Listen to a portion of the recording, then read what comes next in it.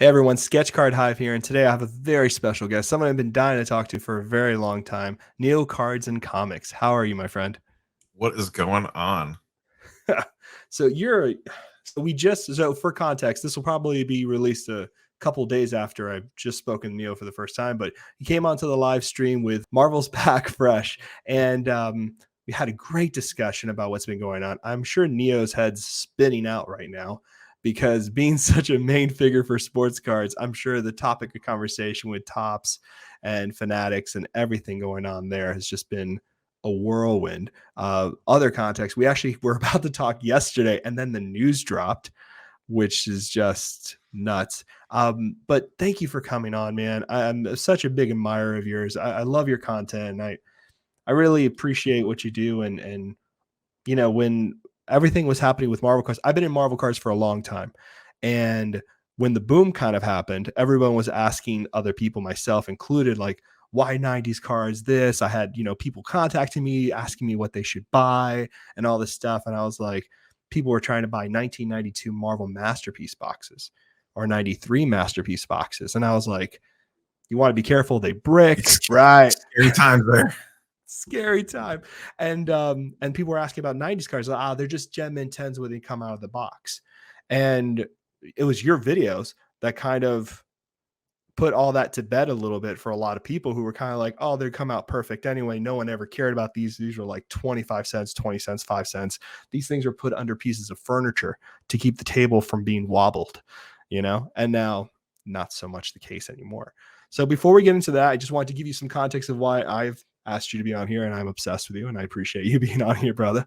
Can you give us a little bit of background, how long you've been doing this, just a little bit about you before we dive in? Yeah, sure. YouTube I've only been doing for about a year and a half now. My channel started in May 2020. Marvel card collecting specifically. So I fell into it as a kid, probably like a lot of people, specifically with 91 Series 2. That was the first packs that I ever remember buying, like at the store. I distinctively, I could still, like, I could close my eyes and legitimately see, like, standing in line at the specific grocery store that my mom always took me to with the box sitting on top, like the Coke cooler. And I will never forget the side of that 91 Series 2 box. So that was like my gateway drug, if you will, to Marvel stuff, which actually in cards and in general, I guess my first interaction was actually Pride of the X-Men of all things. Whoa. I remember watching Pride of the X-Men as a kid, and I really liked it. I didn't really know what it was because I had no interaction with comic books at the time. Yeah. And then I remember being in the store and seeing the side of the box and seeing Cyclops on the side of the box and associating it with Pride of the X-Men. And I was 10 in 91. So I don't know how old I was when I first saw Pride of the X-Men. And that was what drove me towards that product, actually, of all things, was Pride of the X-Men. The absolutely Wow. I don't think terrible. anyone's ever said that about Pride of the X-Men. I love Pride of the X-Men. I will ride and die for Pride of the X-Men. To me, that's one of the best animated Magnetos that there is. I think he looks great in Pride of the X-Men. Hands down. Oh man, I love this. Okay, yeah, for sure. Because I was one of those kids too. Like, I grew up on X-Men animated series. I mean, that killed me, man. When I saw Gambit for the first time, I was like, I want it. I love it. Rogue is dope. I'm into it. This is like super slick and cool. And I remember just being a fan of Fantastic Four, waking up at 6 a.m. to watch the Fantastic Four specials. Like, it was great. And my first reaction was kind of similar to yours. I think my first box was 1992 Marvel Universe, and it was at a mall, and I saw the holograms in the display case because back then Marvel cards were everywhere, right? Yeah. That's yeah. fantastic. So, I entered into 91 ripping packs and putting sets together, or putting a set together as a kid. And then I went backwards and I didn't realize at the time, 10-year-old, 11-year-old me, I'm like, wait, there was a set prior to this. And then I ended up piecing together a set of 90 from like buying singles at local card shops. And like my grandpa would always go to flea markets. I would always go with him. So I'd always pick up pieces from there. And then I did 93 as well. And then, I got into the more younger, like 13, 14-year-old age. That led me into comic books as well at that point in time. And then, as always, you become a teenage boy and that stuff all goes to the side and you forget about it for a while. And then I had like this in and out relationship more with comic books than Marvel cards. And then I always had my stuff. I still have my sets from when I was a kid. They're still in binders. They're actually in the original binders from when I was a kid. They're pretty beat up. Oh, Um, so I have a set of 90, a set of 91, a set of 93, and I really latched onto the 92 Jim Lee X-Men set. Like, to me, as much as I love 90 and 91 MU, the 92 Jim Lee X-Men set was the one that I would ride and die for the right and most, die, because baby. I was a huge X-Men fan. Like, the draw to Marvel to me when I was a kid was X-Men because of Pride of the X-Men. And then when I got into comics at the same time, one of the first issues, the first two issues I ever bought from a newsstand was Uncanny X-Men 282, the first appearance of Bishop, Whoa. and Jim Lee X-Men #1, because they came out at the exact same time. So Jim Lee X-Men #1 is like your entry point to comic books, is like chef's kiss perfect. So, and then, to your point, shortly thereafter that, the Fox Sunday Morning cartoon comes out. Yeah. And I was all into that. I wasn't collecting Marvel cards as much, but I still watched all the X-Men animated stuff. And then I was touch and go over the years. I would dive back into comic books for a while, or I would pick up the trade paperback to stay current on kind of like what was going on. Read like the big storylines. I wouldn't buy like an every month issue, but if a major story arc happened, I would go back and read it. And then when Marvel Unlimited came out, I would dip my toes in and out of various aspects for that. And then I got back into the Marvel card craze, to your earlier point, in January, February, when that stuff kind of started going crazy. Opening boxes, sending in for grading, getting graded back, selling them, putting new, fresh base sets together at that point in time. And then, we talked about this on the live stream. X-Men Metal was the first set that I have bought, the first brand new Marvel card I've bought since 93 series 3, probably. And maybe like this X-Men Fleer Ultra. I forget what year that was. Was that 94? 94. Yeah. Yeah. I have a set of that too, that I put together as a kid. So that was probably from X-Men 94 to X-Men Metal. X-Men Metal was like my re-entry point for modern Marvel cards. I didn't run a hard on Black Diamond because I'm not I want the comic book art, not. Yeah. I love the MCU, don't get me wrong, but like, I want the comic book style, not a picture of Chris Evans. Yeah, as gorgeous as he is. I mean, MCU's for sure. MCU's tough, man. MCU's it's a rough beast too, because there is very much a group of people who are in MCU right now collecting MCU cards, and they are very, very strong. Like, it's those prices for Black Diamond. We mentioned this in the live stream. I did not think they would be at that level, but they are. You know what I mean? They are very high prices right now, and they are being held, and things are not reappearing on eBay. Usually, after EPAC, you have a couple of weeks where things kind of pop on. You know what I mean?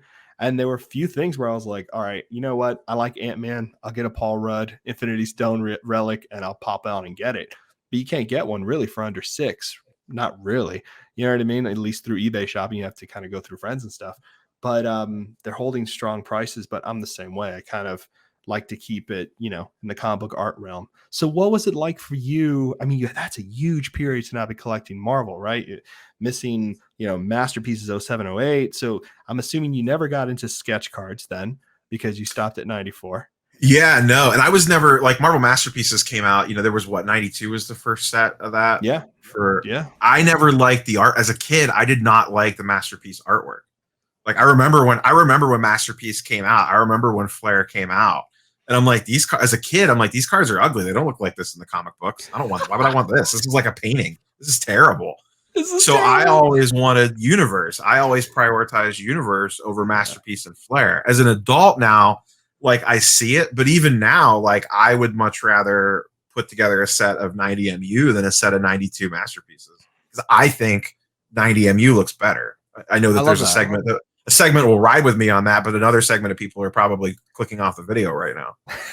I think a lot of people, and I get into this thing with people too, where a lot of people look at 92 Marvel Masterpieces by Jusco, and they think, that's the set. I remember seeing that set. I remember seeing the gold border. I remember flipping over, seeing the first appearance on the back, and that was the set that kind of got them into it. It's a pretty big following for masterpieces. But I was talking to Bob Budiansky, who was kind of like the creative director for Marvel at the time, creator of famous characters and so forth, big comic book person, and he was behind the X-Men set for 92. He was behind the 1990 Marvel Universe set. And Marvel Universe, what people don't really know about 1990 Marvel Universe is that the characters that are drawn on those cards, which we talked a little bit on live stream as well, they're drawn by the comic book artists at that time who were drawing those characters.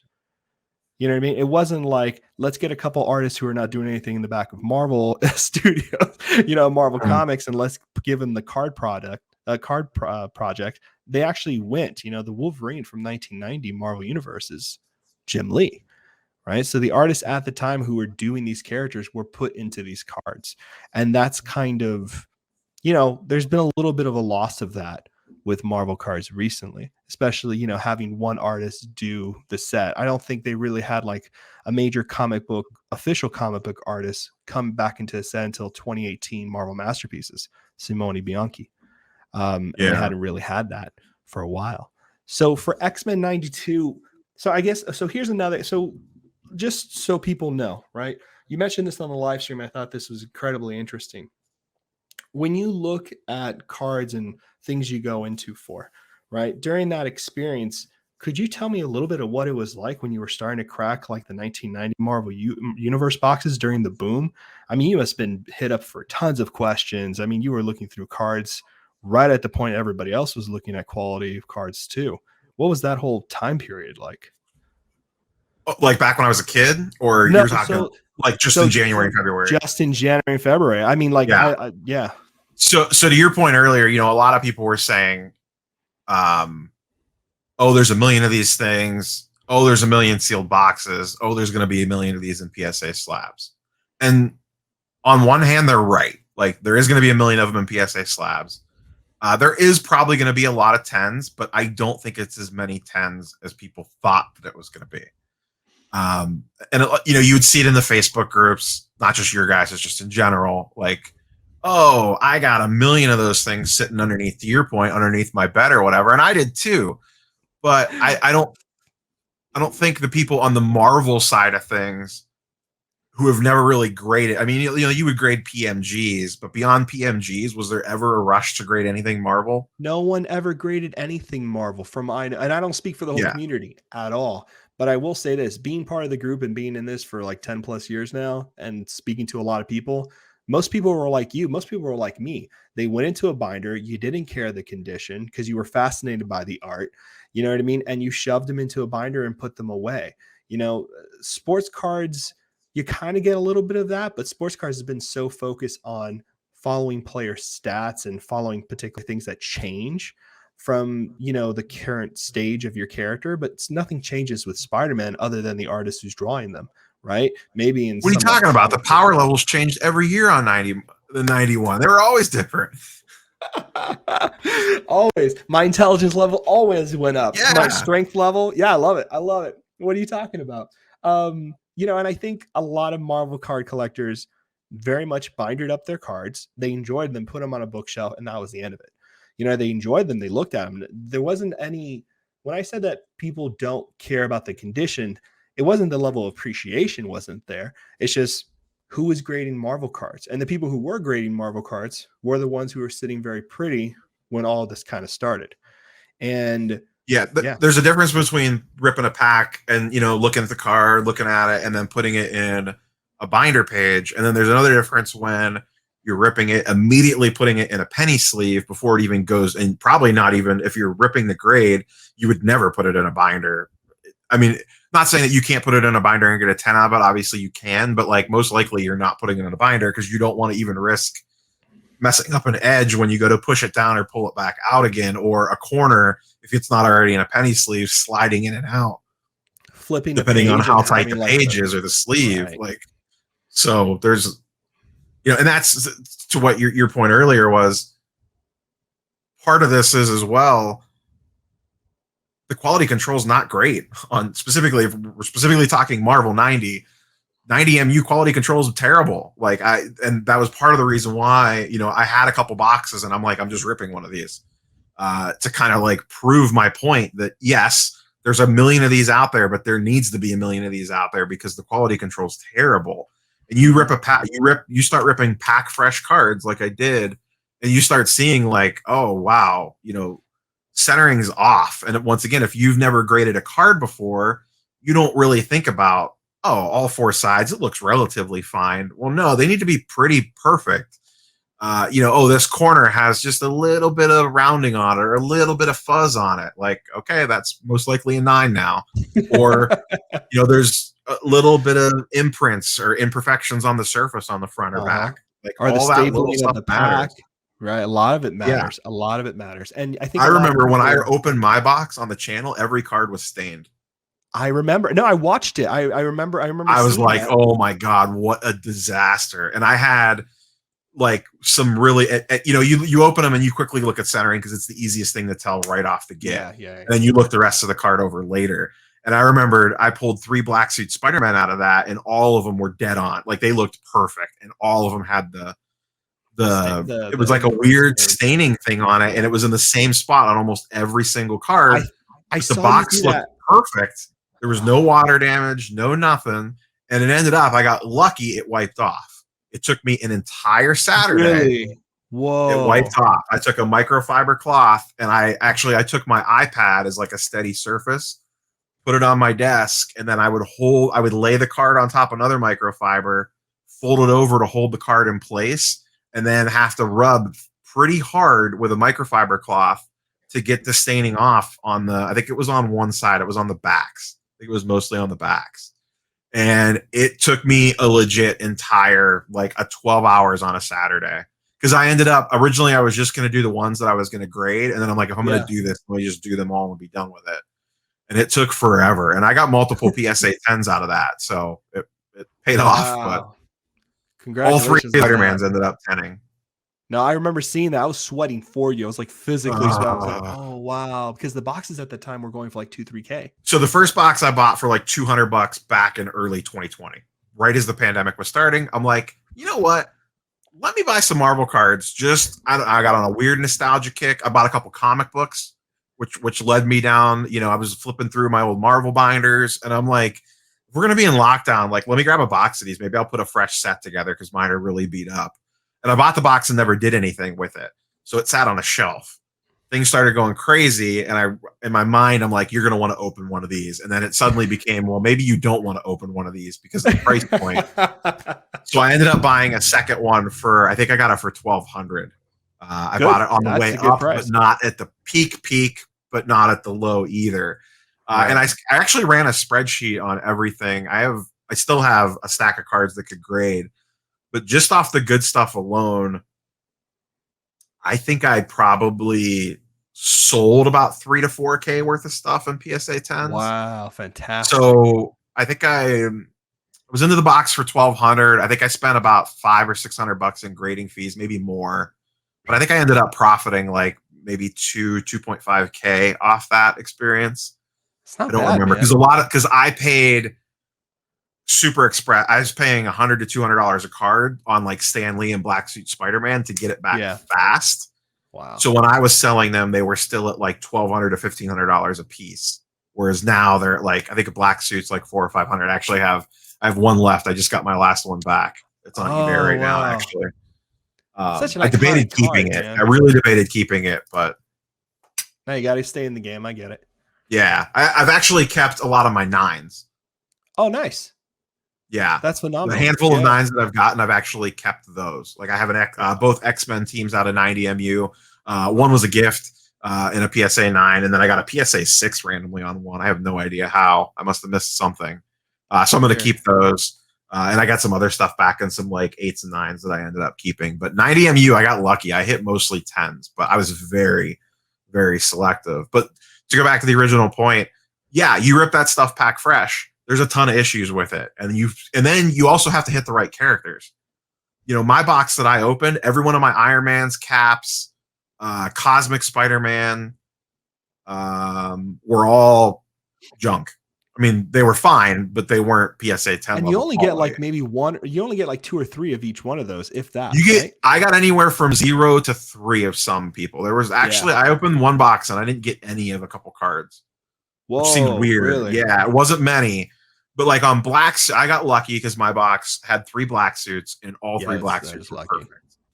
My Stan Lee got a 9. I had a Wolverine get a 10, a brown suit.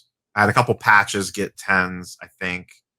And then a funny one was I went to a local comic shop right when everything was going right as things were starting to go crazy, and they had a binder, and I flipped through it and I bought all their holograms, which none of them were gradable, but he had them priced at like 2007 pricing, not at 2021 pricing. That's awesome. Yeah, so I kept a couple of those and sold most of them for like 10x right off the get. But he had a brown suit Wolverine in there that I thought looked pretty good, and actually got a PSA 10 on that I got out of a Whoa. random card shop binder. So it is No, possible that some of the stuff in your that's closet might bend. no, But that's insane. Because I know yeah, the binder you're talking about. It's the binder they keep like in the storage room, like under the air conditioning unit, where they there was never like look. 6 Wolverines in the sleeve for that. And I You also got a 10? I got a 10 out of a Punisher that was out of my collection from a kid that I had from a kid. I pulled out my binder from when I was a kid and I flipped through everything, seeing if anything at all. And most of my stuff was smashed because I had them out of the backs constantly Oh because no, I was I was always terrible when I was a comparing the kid. back of the stat cards to each other and like seeing who would win in a fight and all this stuff. Yeah, same, And same. but my Punisher, I was flipping through and I'm like, this Punisher actually looks like it's in pretty good shape.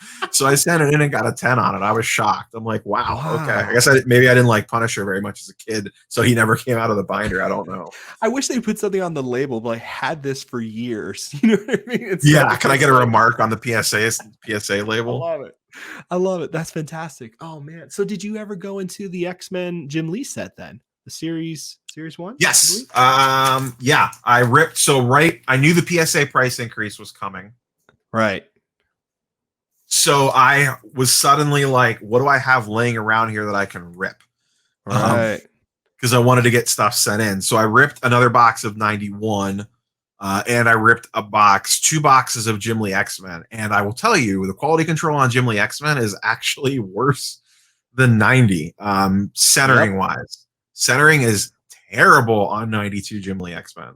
I love I had hearing you tons say of this. problems. I was also very selective on what I wanted to send because at that point in time, PSA had already increased prices once. Yeah. So it wasn't cheap. You were looking at like $50 to $75 minimum to send a card in. So I only really wanted like Deadpool, Wolverine, Magneto, and maybe 1 or 2 others. I was really hunting for a Deadpool specifically, or Wolverine, because I love the Wolverine image on 92 Jim Lee.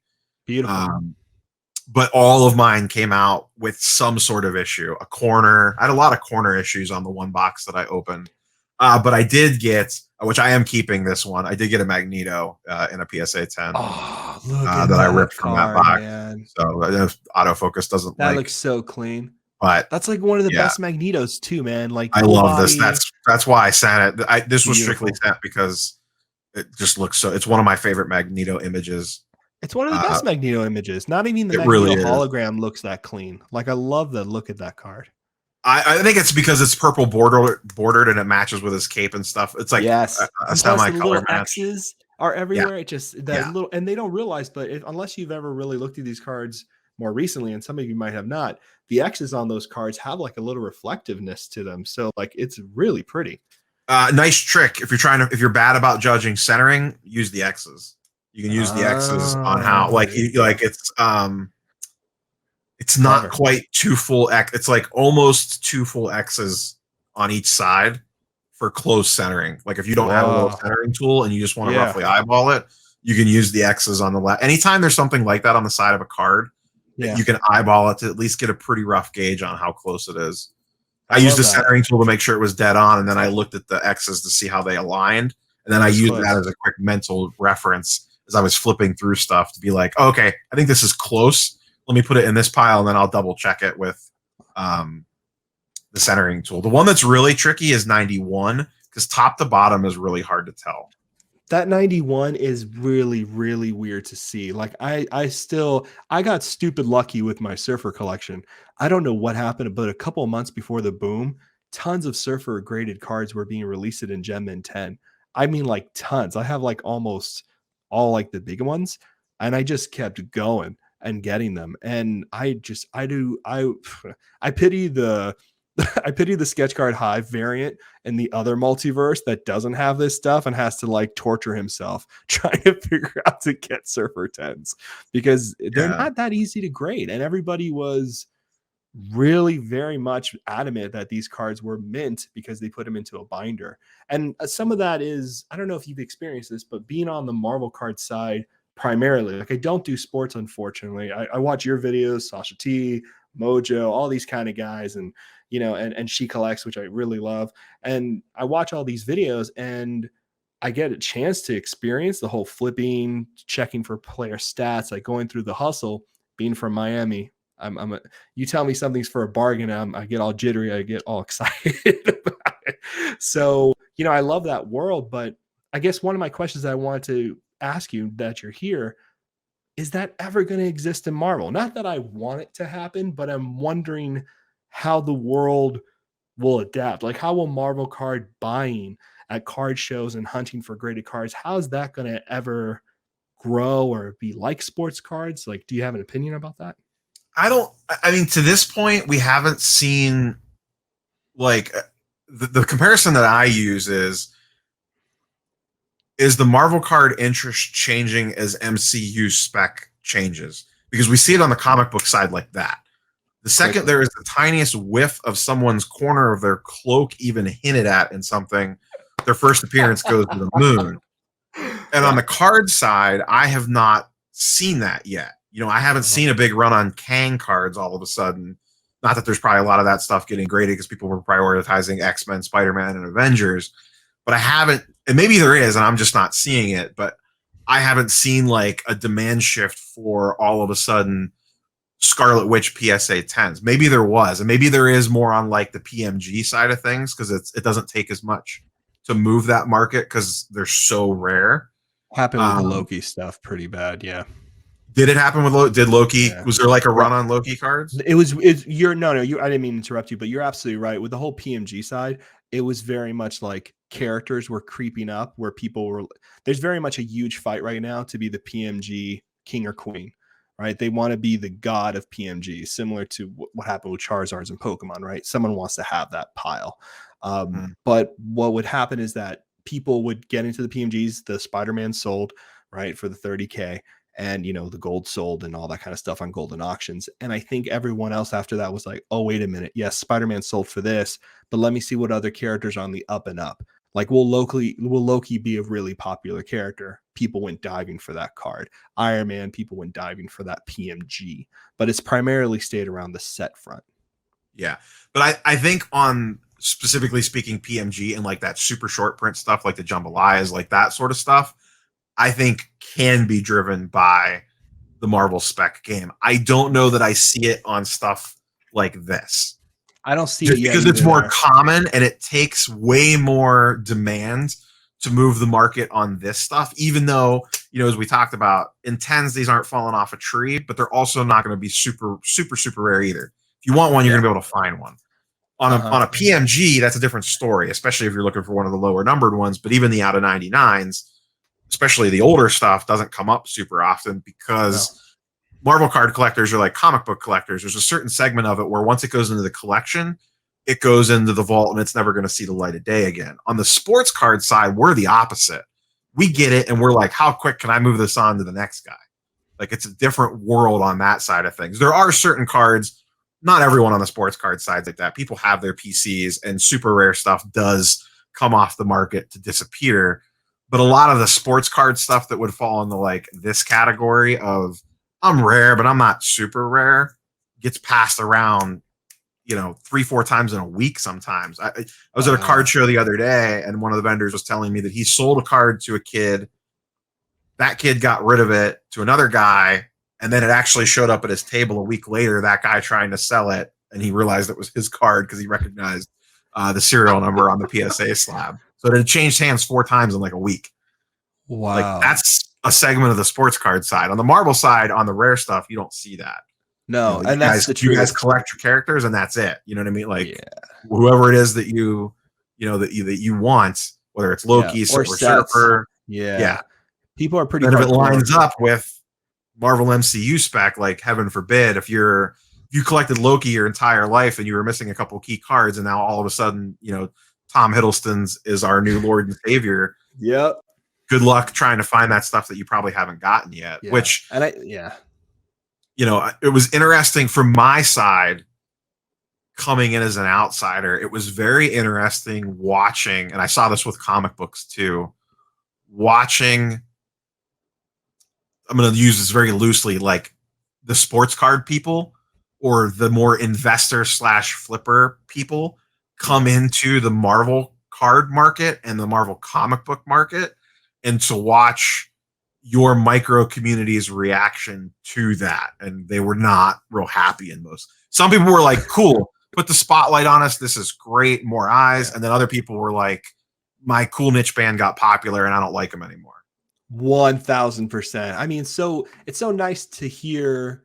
It's weird. So when you're in Marvel card collecting, it is so small, right? Like if anything moves, you know where it went to. At least the people who are like connected to the hobby, like in it. You know what I mean? Like I know when certain one of one PMGs move. I know when certain cards disappear, and I know who's selling them on eBay, right? It's very rarely where I'm ever like, oh, where did that pop up from? Right? Because that's super rare to happen. That's how small the hobby is. And when people did start coming in, people like me, I was like, hell yeah, let's get everybody in on this. Let's have some fun. Let's open the audience. Let's now we're going to see even more neat cards come out.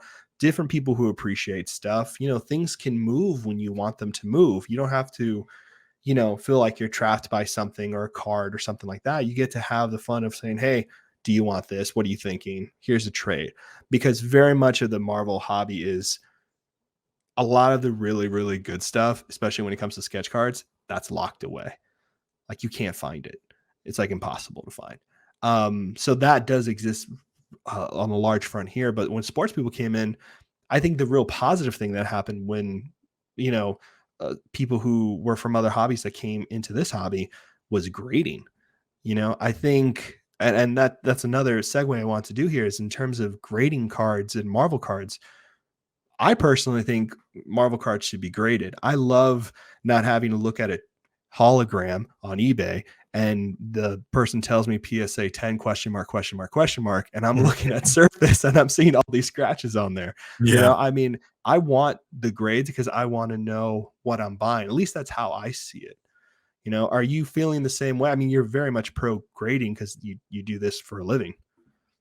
Yeah, well, not a side hustle more than a living. I have a day job, but yeah, for sure.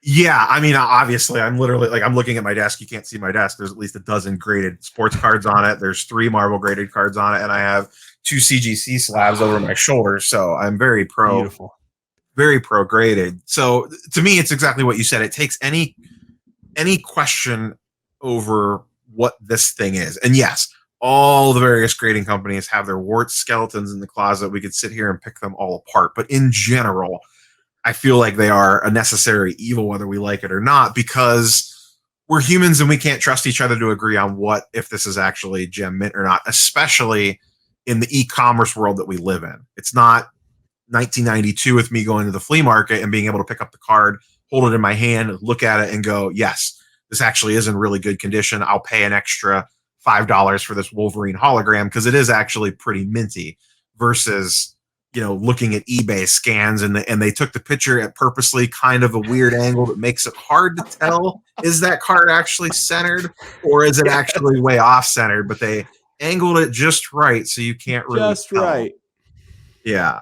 And when the boom happened, 6 to 8 months ago, I was coming into it from the perspective of, and I quickly realized, because having not really done much on the Marvel side, how much little grading there was and how much misconception there was to our earlier conversation about grading and people just thinking like that, how easy it was to get a 10.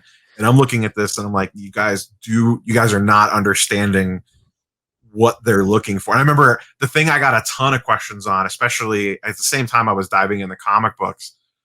People were asking me on the Marvel card stuff. They're like, okay, cool. I got this Stan Lee. So where do I clean and press this at? Thinking of it like a comic book, which I get. Like, if you don't know, no, that makes sense. How would you know? How would you know? On the sports card side, if you did that and you sent it in, it would immediately be flagged for altered slash, marked up or whatever. It would be, it would be flagged as an altered or card, cut, and they would or not trimmed, slap which it. was happening. Yeah. Yeah. So that's one of those weird. There's so many different quirks, but because I delve in all three, mostly sports cards, a little bit more comic books, and then a little bit on the Marvel card side of things. There's so many similarities, and then there's these weird overlaps where they are completely different. Comics is like, oh yeah, press that thing, clean it, do it, doctor it up a little bit, don't do any color touch, that sort of stuff. But put it through this whole process to make it look better. And that's completely acceptable. In fact, it's almost like required. And on the card side of things, whether it's sports cards or Marvel cards, it's like if you did that, you ruin the card. No, you can hardly even like breathe on the card without it being a problem. Yeah. Yeah. I mean, there's people that the famous one in sports cards is if people will have 86 Fleer Jordans from when they were a kid, and they had them in the old school screw down cases. And those alter the card. If it's been in there for so long, it actually presses the card and makes it, when the grading companies go to grade it, it comes back as not the right size because the card's actually been physically pressed down from being in if it was really tight, being in that thing for 20 years, and all of a sudden your pack fresh Jordan that you never touched comes back as altered or not gradable because it was in a screw down. And on the comic book side, we're like, cool, let's put a 500-degree iron on this thing and flatten her down. Let's press this sucker. Yeah. And that's legitimate. Press. So I got a lot of a lot of comments of like, oh, so can I clean and press Marvel cards? Like, how do I, what do I need to do here? And I'm like, it's wipe it off with a microfiber cloth, and that's kind of about it. Wish for the best at that point. Yeah. No, hope it come out of the pack good. Yep. And that's the real painful thing too. Like a lot of Marvel card collectors did use those screw down things. I remember before the boom, seemed like, hey, anybody want this Venom versus Spider-Man hologram, which is, pretty rare hologram, the versus one, the horizontal one. I forget what year it was. I think it was 94 or something like that. And they're always in that screw down thing because they were popular in the 90s, right around Marvel cards, right? They were trying to make them more expensive in these like display cases by putting them in these screw down, hefty brick size display cases. Yeah. No, I remember that. Yeah. So we see a lot of that stuff, which always pains me. But no, it really helps. A lot of thing that happened with a lot of Marvel card collectors is that they would look at pop reports and they would see cards that were already 10s in the grading thing, but maybe there was only like 5 graded of that particular Marvel card, and there was like 110, and people were like, oh, they're an easy thing to get, or like 3 were graded and 2 were 10s. Like, oh, these are easy. Of course, why would anybody send them in? But a lot of times what I had to do, and a lot of other Marvel card collectors who believed in grading were saying, yeah, the people who were sending that in were professional graders. They were like Neo level. They were like a graded gamer level. Like they were at the level where they were like grading everything, not just that card. Yeah, if you were sending in Marvel cards to be graded prior to January 2021, you were probably only sending stuff if it looked damn near perfect because no one was sending that stuff. So you had a very specific reason to do it. Maybe you wanted to put a PSA set registry set together of all of 90 MU or something like that. So you were slowly sending things in at the cheap submission levels or whatever. But the cards were so prevalent, to everyone's point, they were cherry picking the absolute best of the best to shoot for 10s, because otherwise, why would you bother sending it in when there's a million of them? Yeah, especially if you know the game, right? And you know how much it's going to cost you and you know what to look for. Why would you risk it? Yeah, well, back then you could have sent them bulk at like $12 a card because you probably, this if you were putting it together more as like a collector, as a Marvel collector, because those would probably have been the only people grading it at that time, looking for that very specific niche set together. You were sending them at probably super slow service time because you didn't really care when they came back. You're like, okay, if this takes a year, I don't care because I'm just building out the set anyways. I'm sending in 5 cards a month, and 5 years from now, I'll have the whole thing done or whatever. And then all of a sudden, it goes nutso. And it goes nutso. Jesus. So this is awesome. So we'll start winding down, but I got a couple more questions and brief ones. So the next one is, you've graded a few Marvel cards now. You've dipped more than a toe into this whole world. I have an idea of what sets I think are kind of ones that are going to start floating to the top. But is there a set in Marvel cards you think is the set that's kind of going to creep up above the rest in terms of like Gem Mint 10s and stuff like that? Like what everyone's going to be grading and hoping to get big grades in? Of the older stuff, I think, we've already talked, PMGs is the obvious, that Yeah. you kind of, that's almost its own thing.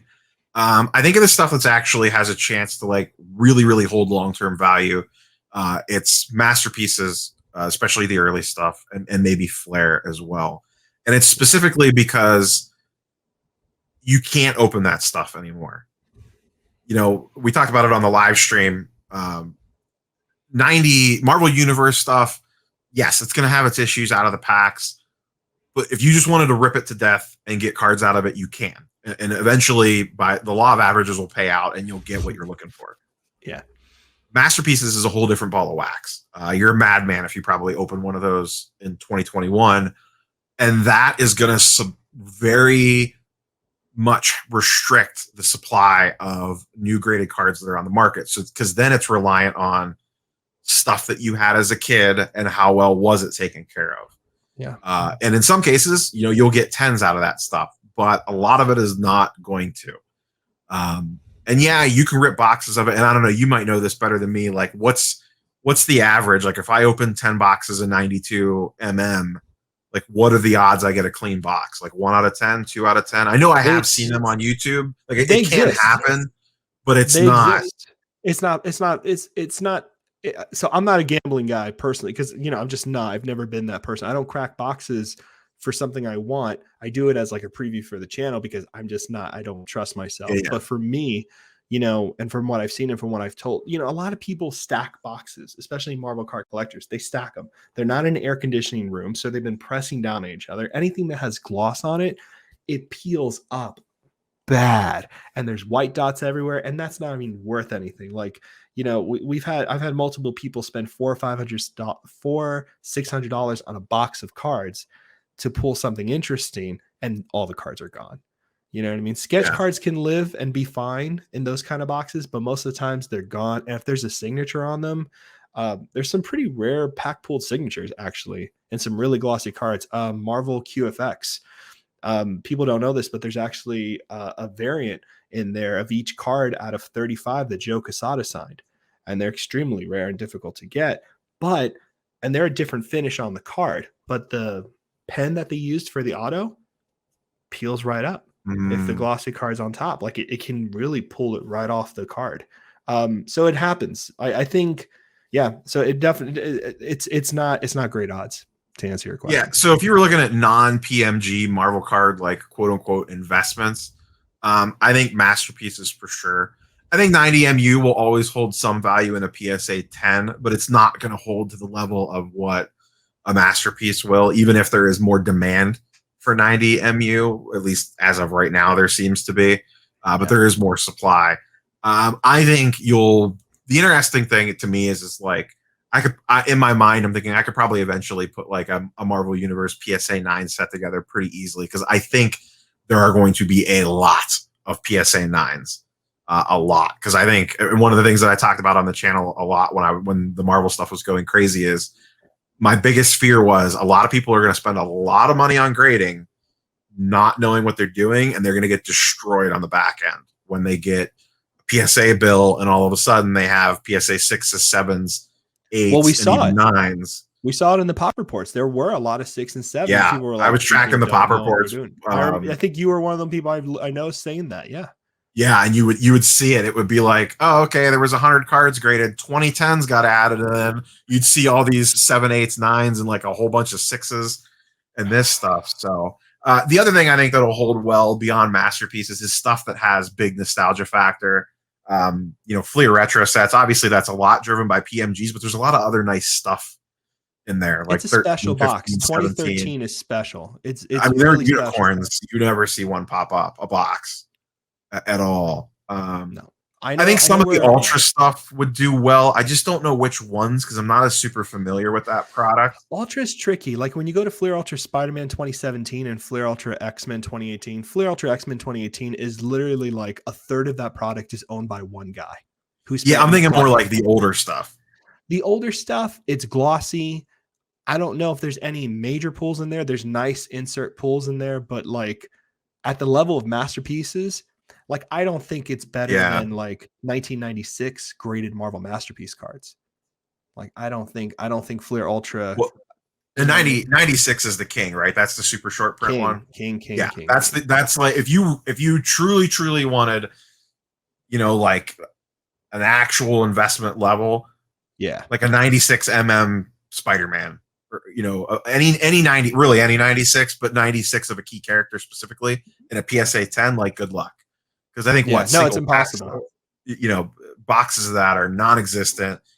Complete sets in raw format go for what? I forget what they go for. At least $3,000. I was say a couple $1,000, right? Wow.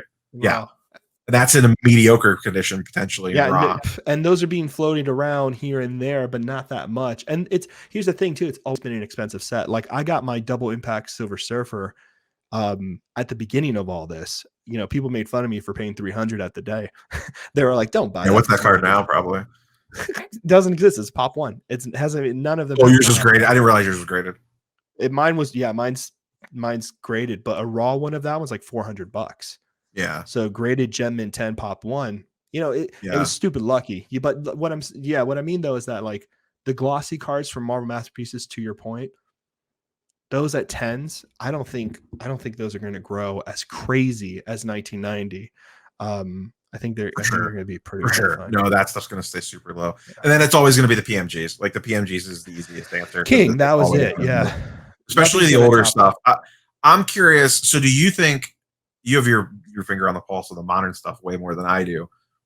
Do you feel that there's a modern product? Like I get Black Diamonds, all the hype right now, but do you think 10 years from now, other than maybe the Actor Auto stuff, like is a lot of that stuff still going to carry weight? Like are people still going to care about, to your point earlier, an Ant-Man out of 75 Exquisite or whatever they're called with a gem? You know what I mean? So. No, I don't. And look, once you have here's my problem with MCU stuff, and this is not knocking anybody's collectibles. It's not. This is just my opinion. Once you have the older Rittenhouse stuff from MCU was on card. Okay, Robert Downey Jr. on card is a 15K card, 6K card. Like that's on card Robert Downey Jr. That's not just because he no longer signs for Marvel cards. That's because it's on card. And a lot of people you see that on the sports card side. The same player with a sticker versus an on card.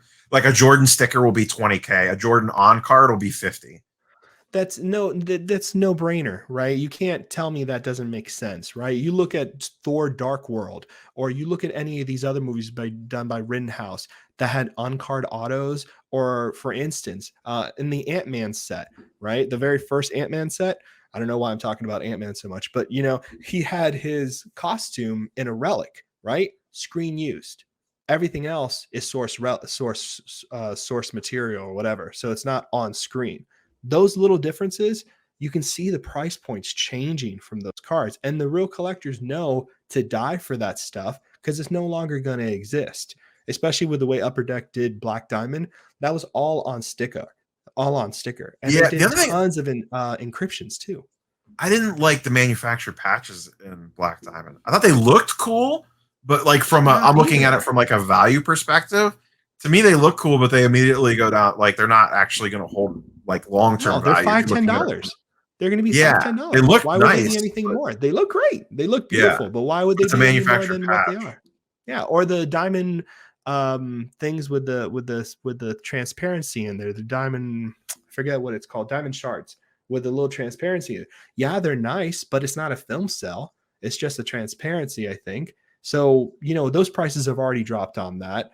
They're on EPAC. Some people have put sets together, but I think anybody's going to be chasing that. I don't think so, personally. No, and even on the like the comic book art side, like you guys talked about X-Men Metal. You just did your review on your podcast. I think 2 episodes ago. I remember listening to it. Yeah.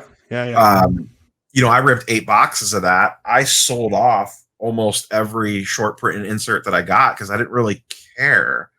And I didn't think, I pulled my best pull, which I didn't realize at 100% at the time how rare it was until I like actually looked at it, and I pulled it on camera, and chat was like, I think that's bigger than what you realize. It was the Wolverine Arcweld super short print. Yes. Which is like Massive. 1 out of, I don't even remember how many. Stupid number. And I had a little tiny soft corner on the back. Otherwise, I would have graded it. It probably would have came back a 9, but at that time, PSA was $200 a card. So I wasn't sending it unless I could 10 it. So I just sold it, and I got like $500 for that. But I sold it like the week X-Men metal came out. Also, I don't know what that card goes for now. I mean, I don't know. Not many have probably sold, actually, because I think it is pretty rare. No, it's pretty rare, and that's a good price. But here's the thing, too, right? I mean, you know this just as much as I know this. When a product releases, the quicker you're That's the best time to sell. Of course, because you're going to have people buy. There was a confusion with some Wolverine collector where the Palladium Wolverine, which was in metal, you know what I mean? It's not super short print at all. It's just a regular card out of the 50. Someone paid over $1,000 for it. Yeah, because it wasn't short print. And they didn't know. They thought it was. And like there was a lot of kind of like fast kind of confusion happening that was happening at that level. But you asked me about like what are like modern comic art sets that are going to be like a big thing that's going to last. The big one that everyone's talking about is 2016 Marvel Masterpieces. That set is a major set. It has Red Spectrum 1 of 1s. It's a huge deal set, and the boxes are pretty expensive. A lot of the good stuff has already been pulled, so it's kind of tricky to buy a box. You know what I mean? Because it is very much premium, but yeah. But like, would a base card Spider-Man PSA 10 hold good value out of that, or is it strictly the chase stuff that's going to hold the value? So for Marvel Masterpieces, the 2016, 2018, and 2020, they're all hard numbered. And Spider-Man, okay. And Spider-Man.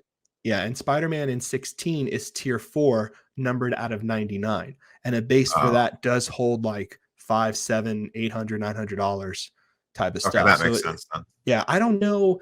And that's the thing. I think the weird part of that equation is that will people grade those cards? And would it matter if one of those Spider-Mans is a Gem Mint 10 numbered out of 99 or a regular Spider-Man out of 99? I don't see collectors running for that Gem Mint 10 out of 99 right now. In the future, yes. I think that based off what we've seen the last 9 months, I think they absolutely, not everyone would, but a segment of, all it takes is 2 people on an open auction platform. 100%. And then 100%. What happens then is if 2 people go after it and it goes for a crazy amount, then people are like, it's the same thing that happened with 90MU. A couple sold really high. It got the machine churning, and all of a sudden it's like, oh well, if that went for this, then this needs to go for that, and because that went for this needs to go for that. And now, next thing you know, people were like, I'm never sending those in the grading to, maybe I should send those in the grade. I mean, that doesn't take much. Doesn't take much. No, you're 100% right. Especially on small inventory like that. When the supply is limited, it does not take a lot to shift the entire market. Yeah, see, I'm still learning. Being like primarily, purely Marvel and Star Wars and non-sport, it hasn't clicked to me some of the things that I see in sports cards because I'm just not aware. Like when I see a graded card as a Gem Mint 9 or Gem Mint 10 and it's hard numbered to 299 or 500 or 999 and it's going for like a lot of money, like over 500, I'm kind of looking at it and I'm like, does that make sense? But obviously it does. And I assume Marvel has to be going in that same direction. I mean, just from my understanding. Yeah, I think it'll be to a limited degree, like a smaller degree for sure. Right, but I think key, like, as we've been talking about for the last 10 or 15 minutes here, I think there are certain key sets that, yes, absolutely. A random, pick a random Marvel set that came out in the last 5 years, probably not. Marvel Metal, I don't know, maybe. Marvel X-Men Metal is an interesting one because it's X-Men that carries a little extra juice. But as you guys talked about, and as I saw when I ripped boxes, the quality control is terrible.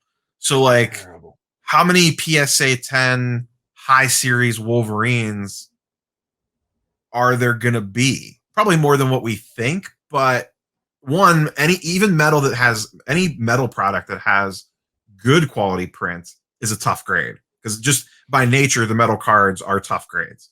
And then you have a lot of printing issues, corner issues, a lot of shenanigans with those cards. On the back. Yeah. Just in general. how many gold Wolverine high series PSA 10s are there going to be? And those aren't even numbered. Or the grandiose, Yeah. stuff like that. Does that hold long-term value? I don't know, but I could see it being limited supply even in PSA 10s. Because I know my stuff, I didn't even look. After the first box, I could tell. I'm like, these aren't even going to be worth trying to figure out what's gradable and what's not. Let me just penny sleeve them and I'll put them in a binder and forget about it. I'm not even really looking to grade that stuff per se. But if someone was, there could be an angle there. Yeah, I can see it. I can see a lot of I see a lot of promise with what people can do here, especially with a set like Metal that was so quality control, really terrible quality control. I see a lot of people making plays for hard numbered Marvel cards from different sets, cards that just look really good. I think that's smart. I think there's a lot of interesting things being done with Marvel cards in general right now. And again, we're still in our infancy. You know what I mean? We're still so young compared to everything. Yeah. And I would be curious if they had another shot at, like, you guys talked about a lot of the issues with Metal, and I agree with a lot of what you said. I thought the base series was meh. I thought High Series was absolutely fantastic. I was blown away with how good High Series looks. I was blown away with how good Grandiose looks. I was ridiculously disappointed in Gold. I was ridiculously disappointed in the PMGs. Some of the insert sets looked really good. I thought Arc Welds looked great. I thought Blast Furnace looked great. Some of the other ones looked really good. Some of them I didn't pull, so I haven't seen it in person. I thought Geodes were a little underwhelming. I didn't like what happened on the surface of Geodes. There was something wrong with the surface. There was just something about them I didn't like. But I would be curious if they could go back to the drawing board on Metal and come out with an Avengers Metal or a Spider-Man Metal or whatever. Like an Avengers Metal, a redone Avengers Metal back to the drawing board, to me, could be juicy. If you redid PMGs like they're supposed to be, if you eliminated some of the quality control, and maybe as much as we all complain about the quality control from a grading perspective, that might actually add an extra edge to it from a value standpoint, if you want to think of it that way. I mean, if I was a collector and I had to go into something on Metal, and I think the purely periodics were a really special thing. Those are really nice. I did open one of those. Those are really nice. Yeah. I wouldn't want to chase them, but they look nice to open. Yeah, they look nice. I think that was one of the inserts for me that felt like a hit, and it was really special. Like I've kept a few because they look so good. All of them are hard numbered, very nice pieces. But yeah, I would say that, like, if I was going for a rainbow in Metal, right, and I saw a Gambit High Series Gem Min 10, just the High Series base, right, not a gold, not a variant, not a pink, not a grandiose, and I saw it a Gem Min 10, I would spend $100 more than what I would buy a raw base for just to get that 10, because the set has so many issues that I'd rather just at least have like one version of that character in the high grade. So I definitely see that. I see that as a huge possibility. To me, High Series was the biggest winner from that set. And it was the thing that I went into it and I'm like, High Series, I don't know, I won't mess with that. And 2 packs in, I'm like, High Series is fantastic. Like, this is the best thing to come out of this product. It looks great. I was blown away. I love that. I know a lot of people actually complain that it was comic book art. I like that. To me, that was a feature, not with the text I know a lot of people criticized with it. Yeah, sick. It's just the way that they hollow foil, whatever they did with it, I thought looked fantastic. And then the Grandiose added a nice layer to it. And then I don't know how you screw up the gold versions of those cards so bad. So painful. And you know what? The ones that did look nice, the pinks. The pink out of number 75. I didn't pull all my pinks. I pulled mostly PMGs. The pinks that I pulled were like I pulled like Forge, which is like the most bland thing to begin with ever on the card because of the background. So I didn't really have like a great pink in hand to be like, okay, this is a cool looking card. Yeah, I saw a few really good ones. I had a Gambit pink I just sold recently, and the Gambit was really nice because you can see Storm in the background, and the pink was just, and that pink was way better than the red Gambit, in my opinion. Seeing them in person, and again, that was another issue that I've spoken to Upper Deck with in the group and stuff like that. Like some of the images that had no background, and some images that had a full comic background. That was a shame. You know what I mean? If you're going to stay with one thing, stay consistent. I do think when it comes on EPAC, I'm interested to see the quality control when it comes on EPAC. If they changed anything, or if they, if they're going to push it back and reprint stuff, I doubt it. I don't know what's going to happen there. No way. Yeah. But I do think the next Metal set, whether it be whatever it is, right? And because I do think it's a line that they're going to continue for sure. It has way too much nostalgia factor. And regardless, after they saw the hype around X-Men Metal, they would be ridiculous. They would look at that and be like, because it was literally I mean, that's all everyone was talking about everywhere. It was everywhere. Boxes were selling. I mean, let me air quotes selling out as fast as they were getting posted. Selling out 3, 4 times, 5 times at different prices. Yeah. It's crazy. How but does I have seen it looks like the boxes have held their value though. They've been staying at around good. $280, I think, like 275, 280. We'll know really what boxes come down to. I don't think a lot of the high-end green PMGs have been pulled yet. I know of a few that have been pulled here and there, but we haven't seen certain characters on greens. Yeah, and I do think people are still looking at PNGs and saying, I missed the boat on 2013. I missed the boat on 15. 17 is too hard to find. 18 X-Men just doesn't exist. So I'm going to go ahead and maybe invest in metal a little bit. I think that's why we're seeing those box prices maybe hold a little bit more than usual. Unfortunately, they kind of, I don't know. The metals just don't look that good, in my opinion. No, the PNG certain characters metals do because it like color matches, but in general, I think they kind of missed. I think they missed the boat on the metals on this one. They nailed it with high series, but they definitely missed the boat on metals. I agree 100%. No, Neo, this was a blast, my friend. This was a crazy good time. Thank you for doing this with me. I'd love to do this again sometime. Anything you need from me, let me know, my friend. This was a blast. Yeah, anytime, man. I was actually a long time podcast listener of your guys's for probably the last year. I didn't even before I realized that you even had a YouTube channel out on your own until probably about 3 months ago. But yeah, I've been listening to your guys' podcast since probably right around when the pandemic started, when I was like looking for looking for content to fill the empty hours. Wow, that's a huge that flattered, man. Thank you so much. I know I watch your content all the time. We appreciate Ian's awesome. We have so much fun on the MCC podcast. Thank you for coming and doing this with me, friend. I appreciate it. Anytime. All right, brother. All right, everybody. I hope you enjoyed this. This is some crazy good stuff. Had a lot of fun. Let me know in the comments down below what you think about metal, what you think about everything that we've talked about with grading and so forth. And I'll get to you in the comments and I'll see you soon.